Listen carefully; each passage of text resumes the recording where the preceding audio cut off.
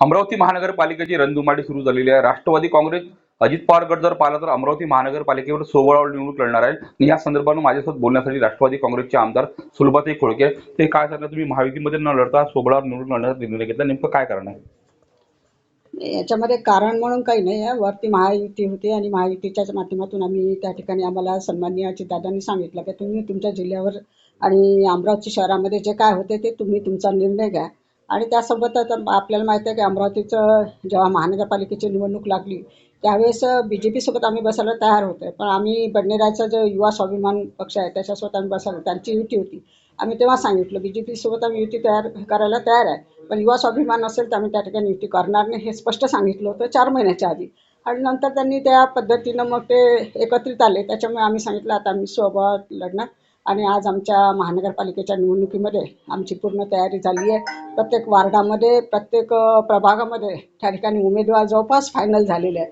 आणि कालपर्यंत आपण बघितलं तर 45% लोकांनी आमचे फॉर्म पण उचलले आणि 87 त्या ठिकाणी नगरसेवक निवडून आणायचे आहे। तर 87 उमेदवार आमच्याकडे तयार आहेत आणि येणाऱ्या 30 तारखेपर्यंत संपूर्ण फॉर्म भरले जातील।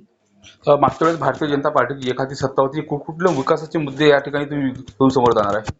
नाही, मागच्या वेळेस काय होतं की खोडके साहेब त्या ठिकाणी आपल्याला माहीत पदवीधरची निवडणूक लढणार होते आणि त्यामुळे आम्ही या महानगरपालिकेच्या निवडणुकीमध्ये सहभाग घेतला नव्हता। त्याच्यामुळे महानगरपालिकेची जेव्हा निवडणूक झाली त्यावेळेस आम्ही राष्ट्रवादी काँग्रेस पक्ष म्हणून त्या ठिकाणी आम्ही शांत होतो आणि त्यामुळे त्या ठिकाणी महानगरपालिकेमध्ये आमचा नगरसेवक येऊ शकला नाही। परंतु आपल्याला माहीत आहे 2019 पासून मी या ठिकाणी अमरावती विधानसभा मतदारसंघाचे आमदार आहे। त्यानंतर आता 2024 सुद्धा मी आमदार झाली आणि त्यानंतर सन्माननीय अजितदादांनी खोडके साहेबांना सुद्धा आमदार केलेलं आहे। त्याच्यामुळे एका घरात आम्ही 2 आमदार आहे आणि महाराष्ट्राची तिजोरी दादांजवळ आहे आणि त्यामुळे आपल्याला अमरावती शहरामध्ये जो काही विकास चाललेला आहे तो आपल्याला दिसत आहे। अमरावती शहरामध्ये बडनेरा विधानसभा मतदारसंघामध्ये सन्माननीय खोडके साहेबांनी सुद्धा बरेचसे कामाचे उद्घाटन केले, ते काम सुद्धा चालू झालेले आहे। म्हणून या ठिकाणी शहरामध्ये असेल जिल्ह्यामध्ये असेल त्या ठिकाणी विकासाची गंगा महाराष्ट्र शासनाकडनं जास्तीत जास्त पैसा आपल्या अमरावती जिल्ह्यासाठी शहरासाठी कसा आणता यासाठी आमचे प्रयत्न चालू आहे। विकासाचं काम चालू आहे। प्रत्येक कॉलनीमध्ये जा, माझ्या त्या ठिकाणी कामं चालू आपल्याला दिसतील। भाजपच्या 5 वर्षाच्या काळामध्ये कुठल्याही लोक समाधान नव्हते, सातत्यानं असा आरोप होतो, कारण कचऱ्याची मोठी समस्या शहरामध्ये आहे। नाही, बरोबर आहे, कचऱ्याची समस्या अनेक वर्षापासून आहे, परंतु आता टेंडर प्रोसेस झाली आहे। नवीन आपण या ठिकाणी कॉन्ट्रॅक्ट दिलेला आहे आणि येणाऱ्या काळामध्ये निश्चितच या ठिकाणी शेवटी काय अमरावती महानगरपालिकेमध्ये कचरा काढला जातो पण तो उचलला जात नव्हता। त्याच्यामुळे अमरावती शहरामध्ये ही जी काही आपल्याला कचऱ्याची समस्या येत होती, परंतु आता नवीन टेंडर झालेलं आहे, त्या नवीन टेंडरच्या माध्यमातून आता कचरा उचलण्याची प्रक्रिया चालू झाली आहे। येणाऱ्या 6 महिन्यामध्ये अमरावती शहर स्वच्छ, सुंदर आणि चांगलं होईल याचा विश्वास मी जनतेला देते। तुम्ही व्यक्ती भाजपच्याच कामगिरीवर समाधानी आहात? महायुतीमध्ये असल्यामुळे मी निश्चितच माझं काम जे आहे त्याच्यामध्ये मी समाधानी आहे।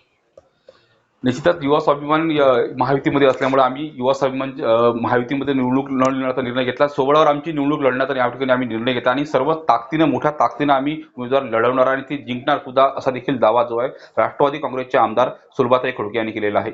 सूरज दहाट, लोकशाही मराठी, अमरावती।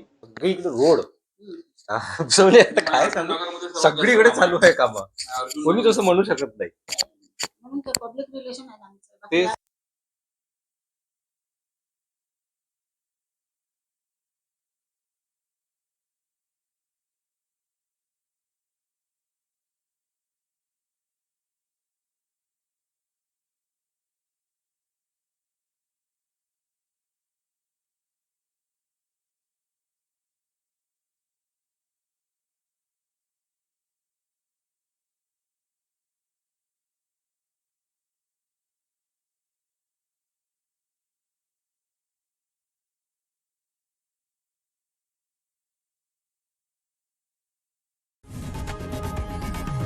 लोकशाही मराठी, ऐका, पहा, जागरूक रहा।